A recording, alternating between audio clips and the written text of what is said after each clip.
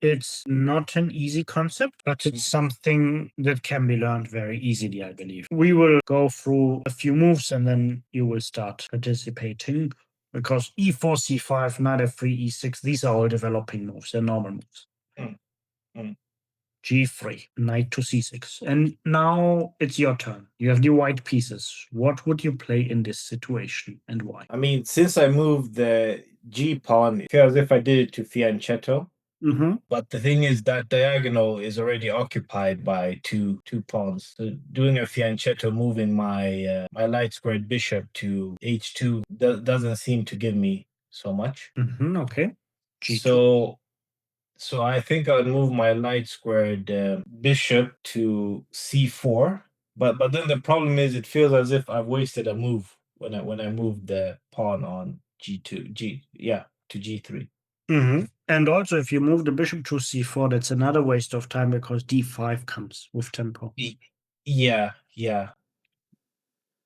So that whole diagonal is useless because he'll just kick my bishop no matter what he does. So an alternative would be to develop my knight on b1. See if I can move it to c3. Mm-hmm. Okay. Now let's talk about the remarks regarding the Fianchetto bishop.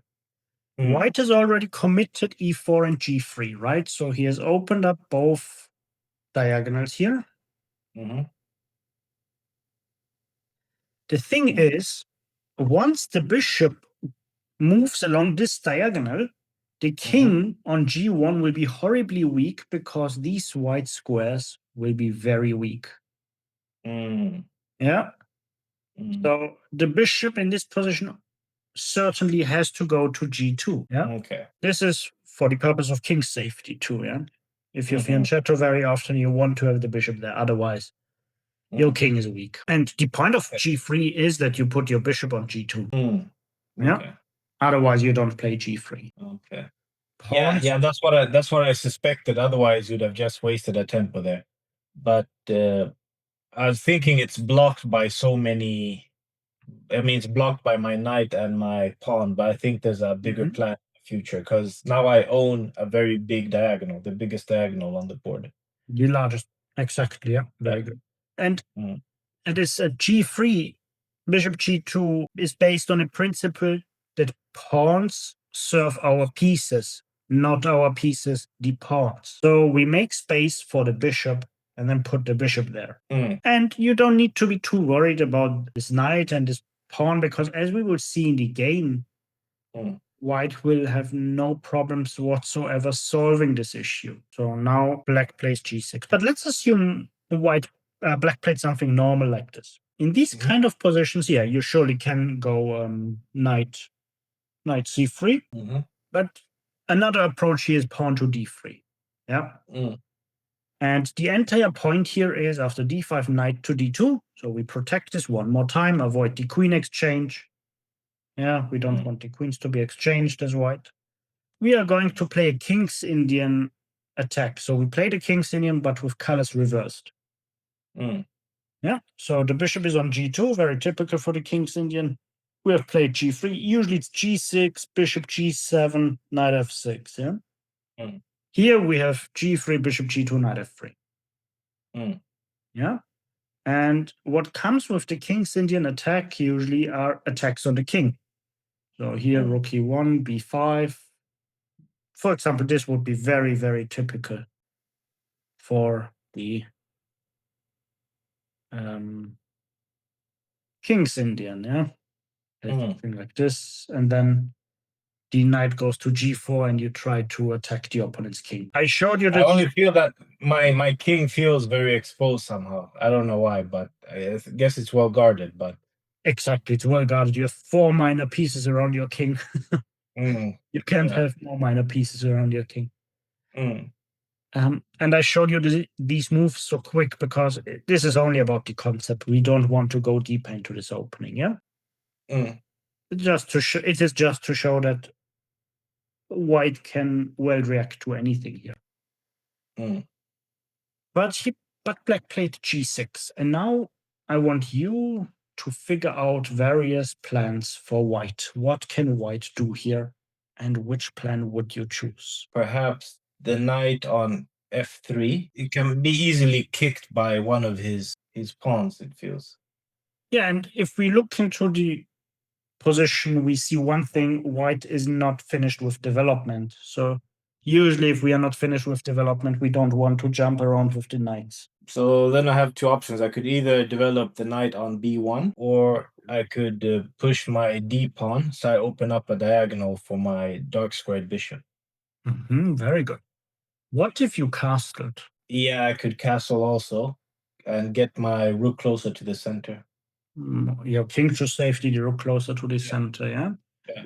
Well, how might black react to castling? I mean, his pieces are not developed either, so I think that he'll try to get his. I think that he could develop his light squared bishop. He could try to get it to a6 because that whole lane is open. That whole diagonal is open. Okay, let's try to look into this. Mm-hmm. So you play b6, right? Yeah, exactly. But this is a little bit too optimistic, because now, since black has wasted so many moves, white is very happy about opening up the center, because the opponent's king, the black king, is still on e8 in the center here, and the king side is not developed at all. Yeah, so black has a very hard time and playing bishop a6. Well, rook e1. Guess what? Now the rook is opposing the opponent's king. An idea might be to play something like this later on. Yeah? This might be a possibility. This looks very annoying. So I believe this is far too slow. But what can black develop immediately? Only thing he can really develop is his other knight. Or bishop? Yeah, or bishop. He could develop the bishop, the dark squared bishop. Perhaps he could move it to either h6 or f6. No, h6 or g7. What did we say about the Fianchetto bishop? Where do you usually want it? You want it at g7 for black if he has it on g7, because he owns the big diagonal. Exactly, the long diagonal. And now d4 is not possible anymore, because the square is guarded 3 times by black and only twice by white. Well, then he would just take and he won a pawn and he's happy. Yeah. If black went bishop to g7, what could white do then in order to grab the d4 square? I mean, it could push his c pawn, or maybe that's too slow as well. Too slow for what? Because it's gonna take two moves. Because I mean, now that pawn is guarded by two black pieces, two white pieces, and he's still attacking with 3 pieces. Yeah, but also the pawn is going to protect it. Yeah, so I think that would be a good move to reduce the impact of the dark squared bishop, actually. Yeah, and you will gain the center later on. Yeah, let's say knight e7 or something like that, and you play d4. It's also about the center. Don't forget to fight for the center. Your pawns are unopposed there. You're very happy. Okay. So basically, the answer to the question of which plans white has is white has the plan of playing immediate d4, which requires d4 to be played right now. Yeah, one move later is not going to work. Or pawn to c3, a castling and then pawn to c3. These are the options white basically has. Of course, white could also play something like knight c3. But I believed during the game that d4 is by far the best move, because the opponent's king is weak. It's still in the center. The king side is not developed at all. And we might be able to exploit this fact. Yeah. So black takes on d4, knight takes on d4. Now a question: should the knight take on d4? Yes or no, and why? If he takes, I recapture with my queen, and then his rook is under attack. So it would not be good to take. Yeah, very good. Bravo. Exactly. Because one of the few ways to defend the rook is queen f6. And then, of course, we do not exchange, because the opponent's queen is just placed very badly. Now we can choose if we play pawn e5. What is the queen supposed to do? Go back? Yeah. Okay, well, that was not a successful adventure. Yeah. He's in a very bad position now. Yeah, and then maybe like this. Bishop g5, knight f6 check. Yeah. You have many good moves in this position. That's a very big problem of black. Yeah. So getting a knight here and then the bishop here on g5. The knight protecting the bishop. Horrible. Yeah. And you can make sure to exploit the weak black squares around the king. Yeah. So of course black did not take. Black played queen to b6. And now it's again your turn. What should white play here? I thought that if I take his knight, capture his knight, if he captures with his queen, then I could move my queen to d4. Okay, he will not capture with the queen. That's clear, right? Yeah. No. He will capture with the b pawn. Yeah.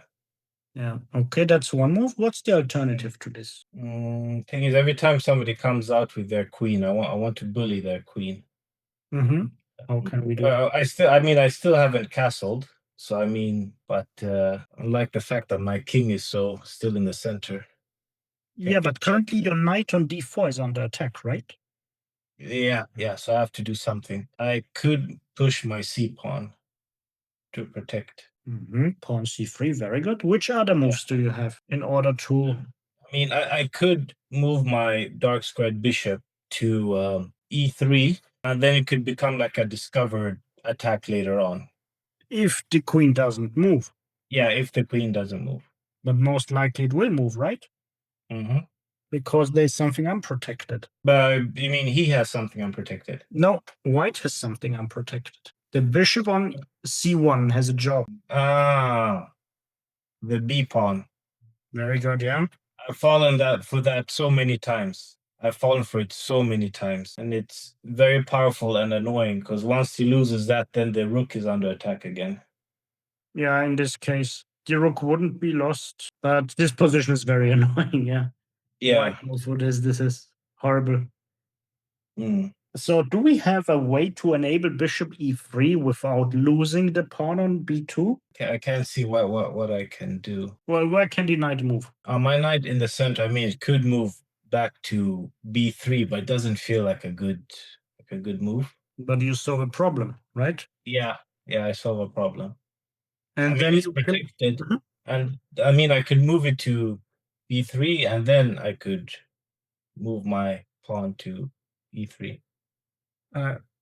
Your pawn to my bishop to e3. So. Very good, exactly. Yeah, so you gain back the tempo, and apart from that, the queen went to b6. The queen has no future on b6. Yeah. So the gained tempo is only an illusion.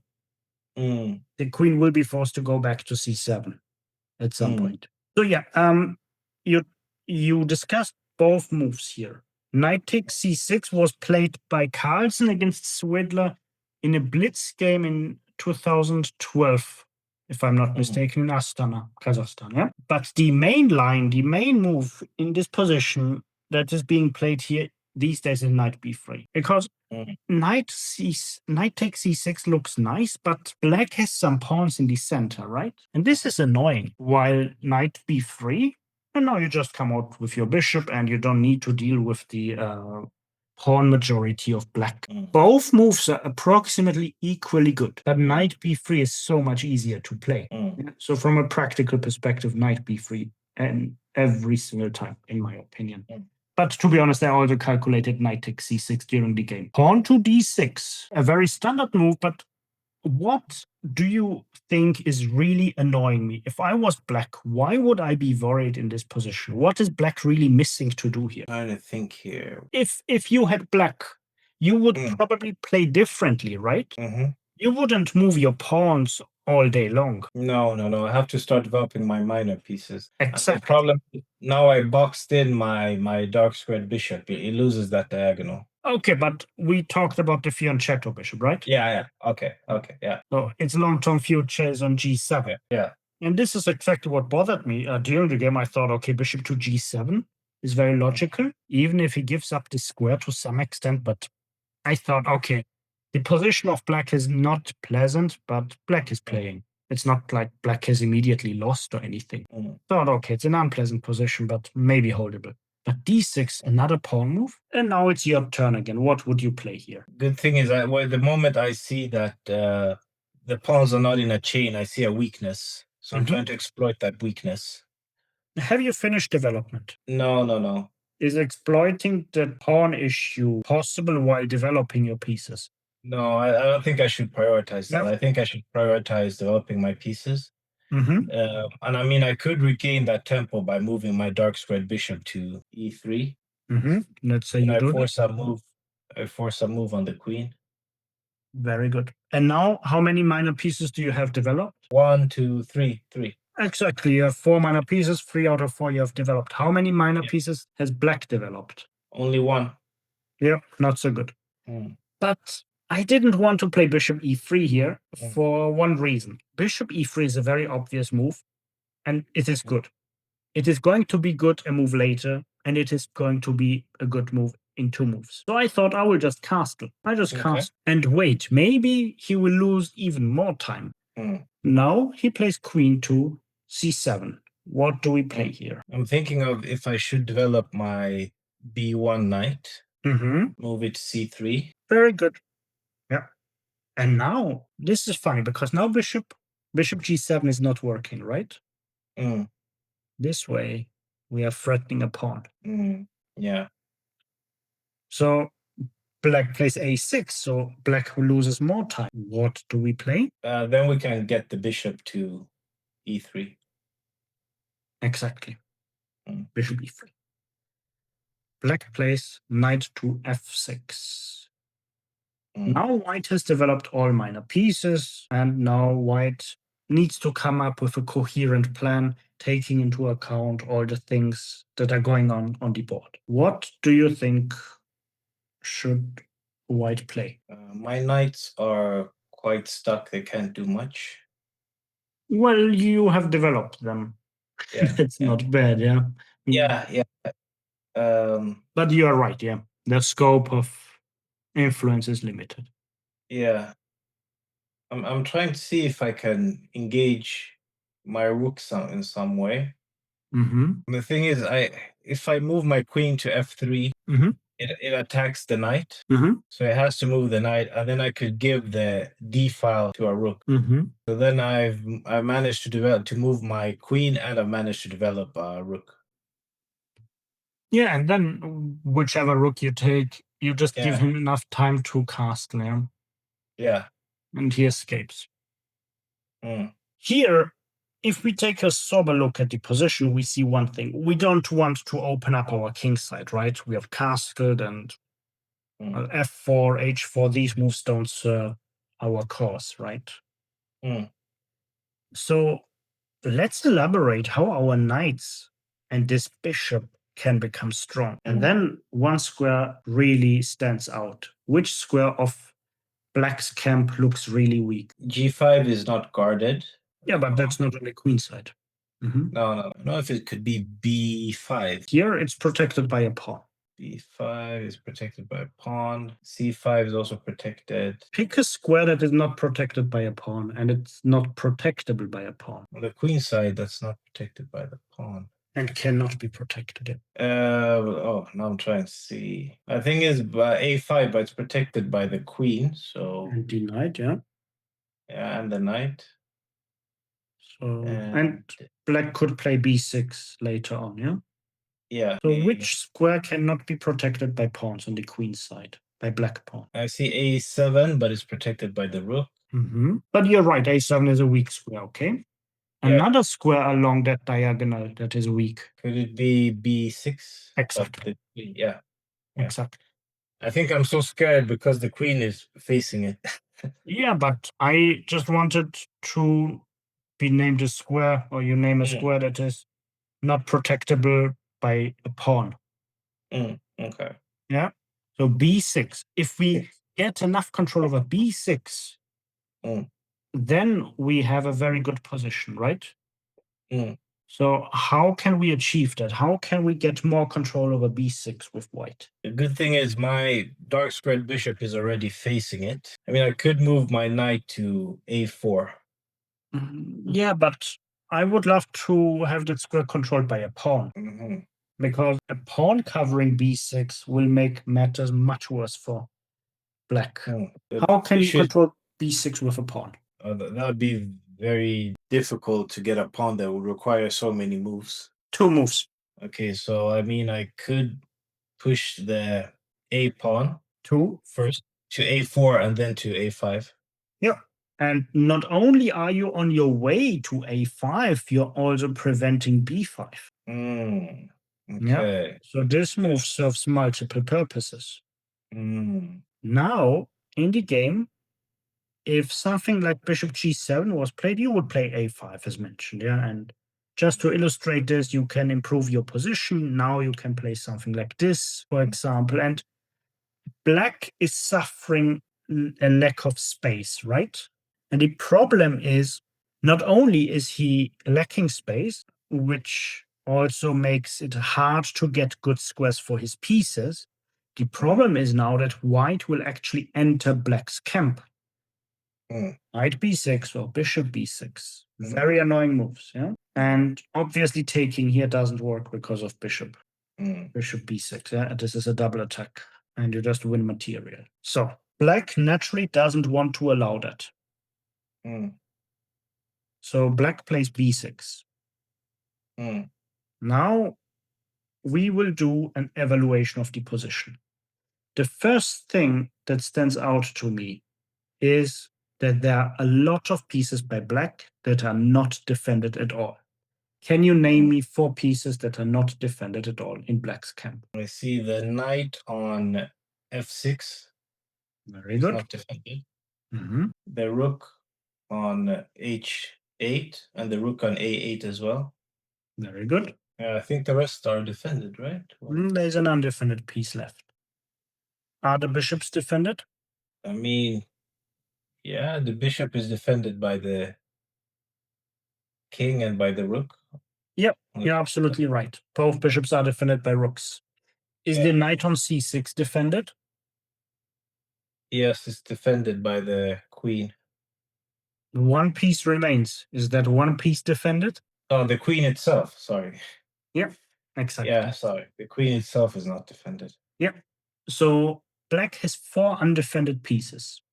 Mm, And to make matters even worse, this piece on c6 might be attacked within the next move. And pieces that are as often attacked as defended pose weaknesses, potential weaknesses. Yeah. mm, Pieces that are less often defended than attacked are an issue.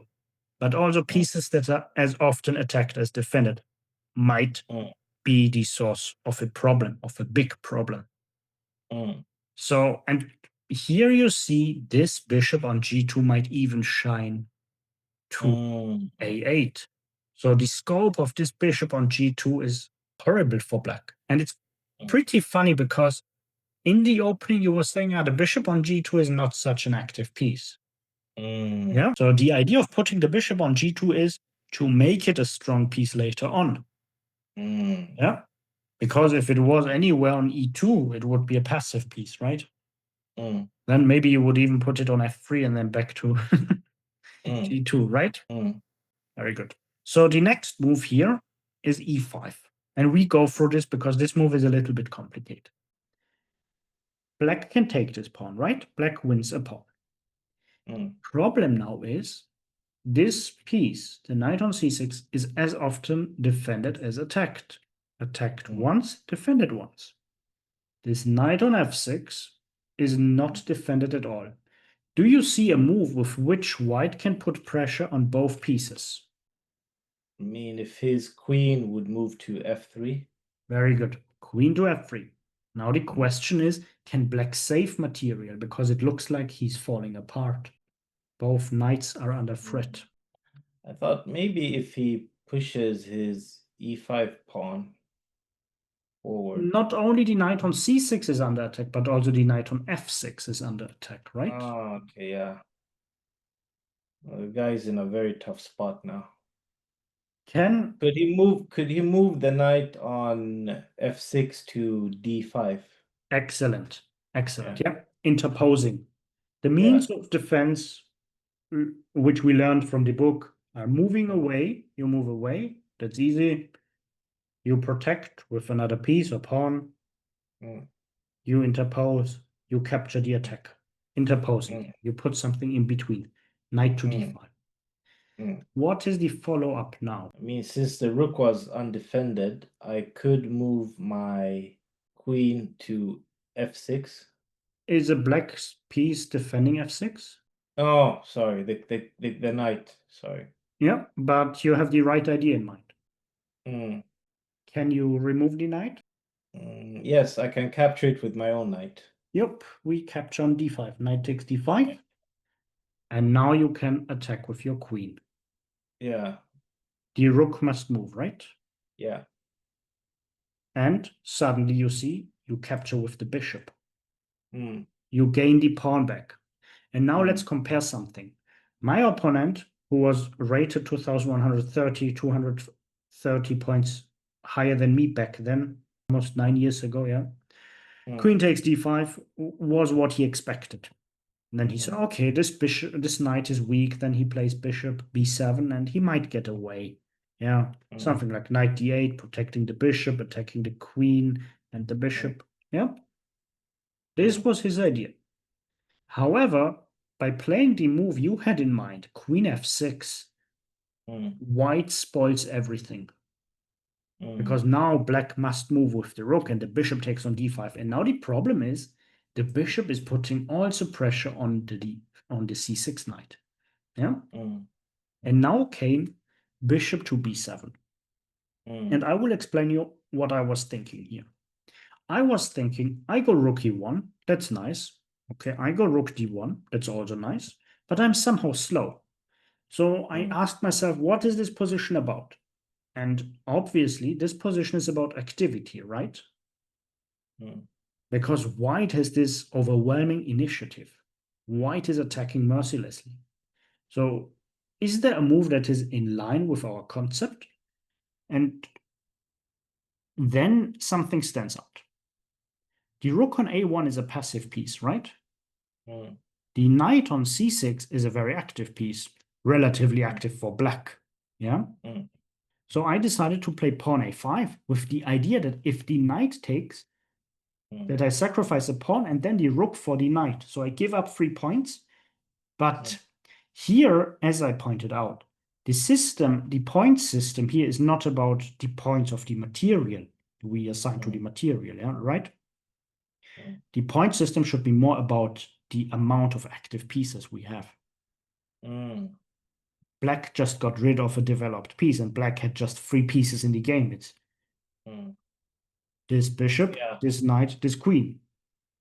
And what white is doing is white is removing one of these pieces by giving up a piece that is not in the game at all. Yeah, there were also other good moves. But this one is a very easy move, in my opinion. You don't need to calculate too much. Of course, you need to understand that the next couple of moves are very decisive and you need to have the moves you have. So now this pawn captures. And my idea here is to capture on b7. However, I can win a tempo against the queen, right? So I can capture here, the queen takes, and I capture here. This looks nice, but maybe bishop e7, and I wasn't so sure what's happening here. But what if we first play bishop to b6? The queen must move. Right? Yeah. So the queen moves to d7. And keep in mind, white is also putting a lot of pressure on f7. So going back to c8 is out of question. Going back to c8 is out of question due to mate. So d7, and now we take on b7, right? He takes back. Now we see we can capture e5 with check. And black has one move, right? Bishop to e7, basically, because queen, this looks very, very dangerous, yeah? Now the queen is placed in the middle somehow, and we can play queen to c3, preparing rook e1. With, yeah, then it's pinned. Then the queen is very good. pinned. Yeah, and the rook cannot go to c8. That's the point, yeah? Yeah. So the rook is passive. The queen is passive. And if the queen moved away, wherever it moves, I believe we can just check. Yeah. And this king is just a weak piece. Yeah. Bishop e7 is failing due to a move like bishop to c5. And the queen goes back wherever, rook takes check. Yeah. Yeah. Then he loses his queen. Yeah. Or is being mated. Yeah. So yeah. The choice isn't that bright. So, of course, he puts the bishop in between. Now we see black is attacking our bishop. We are attacking his bishop. What can we do with white here? If we move the rook to e1, would that lead to a checkmate if he captures my bishop? Brilliant. You defend your bishop by playing rook e1 because this is a situative pin. Why situative? Black cannot take on b6 unless he wants to be mated. Yeah, very good. Bravo. Figured out very well. Well done. So in order to enable the escape of the king, black plays king f8, and now it's again your turn. I was thinking if I move my bishop to c5. But then maybe just rook. Okay, yeah, that would be a headache. And we are down material. Don't forget that we sacrifice the rook for a knight. Well, think similarly. You played rook e1 because the queen cannot take on b6 then. Play a move that doesn't allow queen takes b6. I mean, I could move my queen down to e3. Back to e3? Yeah, if I move my queen to e3, isn't it protecting my... A very clever idea. Yeah. You want to check. But can he try to walk away? Probably not. Maybe, what about this? And you check, and then there's this move. Yeah. And my idea is if you play this move, just play this one, f6. Okay. And now everything is defended, right? Yeah. And this is very bad news for white. Yeah. So this is not working. Okay. That was a bad idea. It was a very interesting idea, very difficult to assess. Yeah. Is there a forcing way of making matters worse for black? I'm trying to think of a way that I can check his king somehow. Well, that's not really possible. No. At least not in a good way. But can you attack the queen? Yeah, I mean, I could move my knight to c5. Can he take the queen? No. Can the queen take, sorry? Why not? No. Because then it's checkmate. No, I mean, you move there. Yeah. Checkmate, indeed. Checkmate, yeah. Bravo. Yep. So knight to c5 is really a strong move because you're threatening mate. So black played f6, pawn f6. Where does the queen go now? You just need to keep up the pressure against the opponent. Yeah, I was thinking if it's too easy, just move the queen to e6. Yeah, why not? Sometimes the easy moves are good. And now, horrible threat. You shouldn't overcomplicate things. Yeah, exactly. Now things are becoming very ugly for the king. The black king is in a tough spot. Yeah, but black has a last resort of hope. Then I guess I would recapture with a check. Wait, calculate. Here you need to calculate precisely. There is no guessing in calculation. If queen captures f6, I don't know if it's checkmate then. Not yet.